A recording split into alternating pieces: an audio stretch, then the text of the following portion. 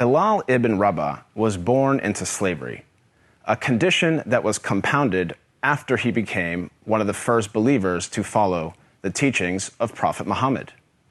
Bilal's father was an Arab slave, and his mother was a former princess of modern-day Ethiopia, who was also enslaved. Bilal was ruled by a master who punished him for his conversion to Islam. He dragged Bilal around Mecca, encouraging people to mock him. He even tried to force him to renounce his faith by placing a large rock on his chest and pinning him on the ground. But far from renouncing his faith, Bilal showed a defiance and strength in the face of persecution and violence. Impressed by Bilal's steadfastness to the Islamic faith, Prophet Muhammad sent one of his closest friends, Abu Bakr, to pay for Bilal's freedom. Once freed, Bilal rose to prominence in the early Muslim community.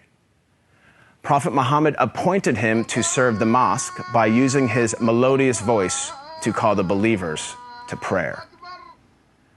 Bilal was a black man, and for some, his blackness made him unfit for such an honor. On one occasion, a companion of the Prophet, a man named Abu Dar, disparagingly said to Bilal, "You son of a black woman." This drew a swift rebuke from Prophet Muhammad. "Are you taunting him about his black mother?" asked the Prophet. "There is still some influence of ignorance in you." The ignorance the Prophet identified was rooted in the misguided view that a person's race reflects his or her moral character or social status. In fact, the Prophet's message of racial equality stood in stark contrast to the prevalent racial animosities of 7th century Arabia. Scholars refer to the period prior to the advent of Islam as Jahiliyyah, a time of ignorance, which included racism. Arguably, Prophet Muhammad was the first person in human history to declare, in no uncertain terms, that no person is above another by virtue of race or ethnicity. This declaration is crystallized in one of the Prophet's notable speeches, his last sermon, as it is known, which was delivered on Mount Arafat in 632 AD. In that sermon, the Prophet unequivocally condemned racism when he said, "All mankind is descended from Adam and Eve.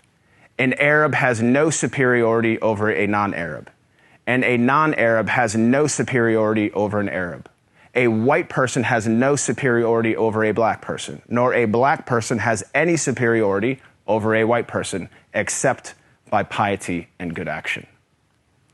Ever since then, Prophet Muhammad's teachings on racial equality have inspired human beings to strive for racial equality and justice for all.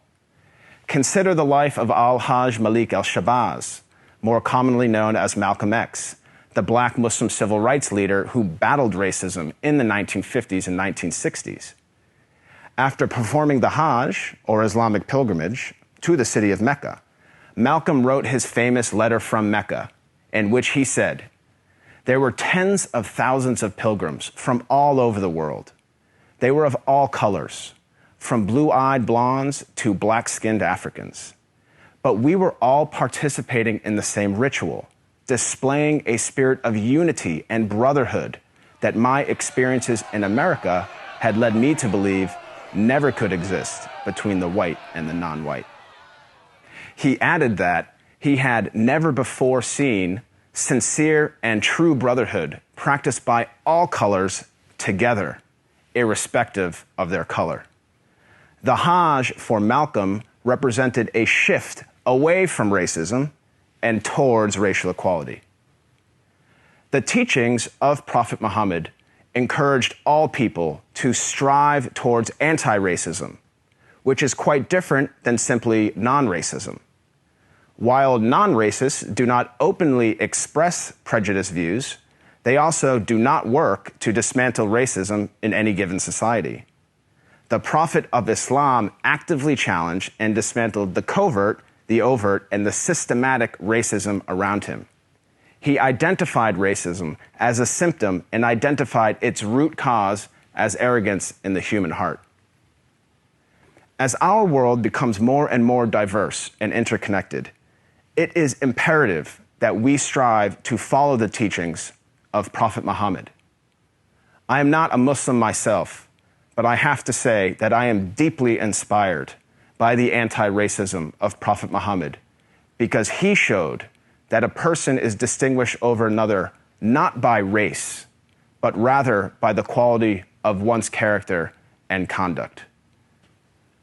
I am Craig Considine for the Amir Stein Center.